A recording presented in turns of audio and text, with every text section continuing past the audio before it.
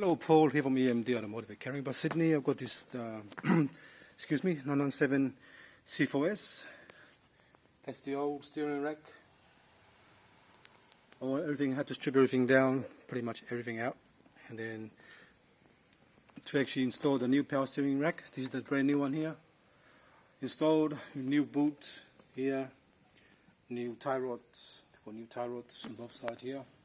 I've got new tie rod ends there, but I can do that later when I install the actual. I'll leave it off. I'll do it later when I put it in the car. Yeah, I've got new coolant hoses there. Black one.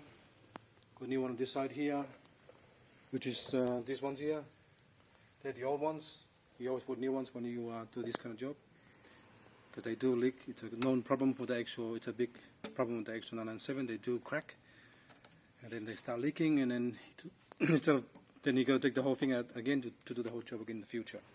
So if you're doing the steering rack, replace those coolant hose, plastic hoses. And I replaced one of those. You don't have to replace the actual both. Just look for the one that's nearly damaged on the corner here. Sometimes they start to open up and damage inside, because the actual, when you remove the plastic part, the hose is off, they get stuck in there. It's really hard to take off, and if they do get damaged on that side there, put a new one in there, otherwise you'll never fix it. It's too hard to fix in the car, and then you'll never know if it's going to leak or not until you put everything back together. This side here was alright, so I didn't change it. This one's fine, because you don't have to cut the aluminium, so only one of those were leaking as well, so I got two new ones. If you're wondering why it's wet, I put silicone on the actual outside of the rubber so I can slide the actual hose clamp over easy, otherwise it will just get caught and it's really hard to move around, because you have to adjust the actual position of this to make sure it's in the right position to get the steering rack in properly. So just don't do the bolt up, put the rack in, and then do your adjustment, and then take the rack out and do the other stuff you need to do. Alright, so here it is.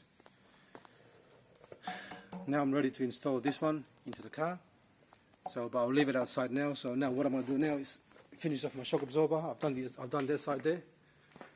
This side here is done. New shock absorber bump stops. This side here is really hard to get off.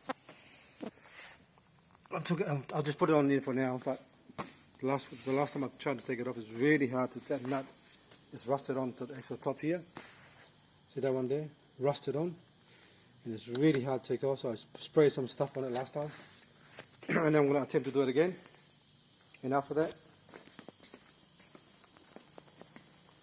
I can finish off the actual oil separator and the oil cooler at the back there. The silver stuff that was leaking, and the wiring harness. And I'm going to remove the starter motor out, because sometimes you start the car up and start up in the morning, and then the starter motor goes so it's stuck. The solenoid stick on, and it's making a noise, intermittent noise. So I'm replacing the starter motor. I'm going to take the starter motor out and rebuild it, and then put it back in. Otherwise you do all this work and the starter motor is still sticky, and you've got to put everything out again. Alright, thanks for watching, and please subscribe.